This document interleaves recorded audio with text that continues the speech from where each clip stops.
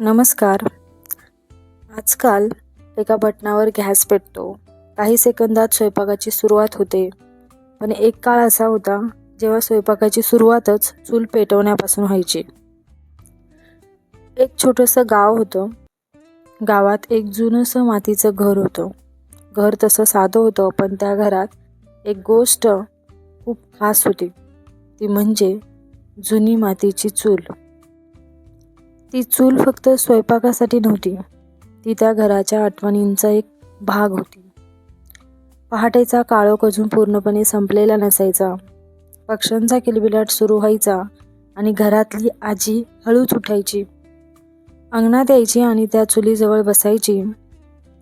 चूल पेटली की तिच्या प्रकाशाने आजीच्या चेहऱ्यावरचं हास्य अजून खुलायचं.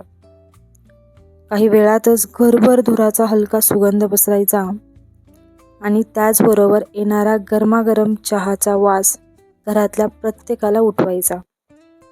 नातवंड झोपेतून उठून यायची आणि आजीच्या जवळ बसायची. आजी आज काय बनवणार असं विचारताच आजी हसायची आणि म्हणायची, आज चुलीवर जे बनेल ना त्याची चव तुम्हाला आयुष्यभर लक्षात राहील. आणि खरंच त्या चुलीवरच्या साध्या जेवणाची चव काही वेगळीच असायची. कधी भाकरी, कधी वांग्याचं भरीत, कधी गरमागरम पिठलं, तर कधी फक्त कांदा आणि भाकरी. पण त्या जेवणात एक वेगळीच गोडी होती. कदाचित ती चुलीची होती, कदाचित त्या धुराच्या सुगंधाची होती, किंवा कदाचित एकत्र बसून जेवण्याची होती. दिवस गेले, वर्ष गेली, गाव बदललं, घरं बदलली, स्वयंपाकघरं बदलली, गॅस आला, नवीन साधनं आली आणि चुली हळूहळू मागे पडल्या. पण त्या जुन्या चुलीने मात्र सगळ्या आठवणी जपून ठेवल्या. आजही त्या घरातली आजी जेव्हा त्या चुलीजवळ बसते तेव्हा तिला तिचं जुनं घर आठवतं, तिची आई आठवते, तिचं बालपण आठवतं आणि त्या चुलीभोवती बसलेलं तिचं संपूर्ण कुटुंब आठवतं.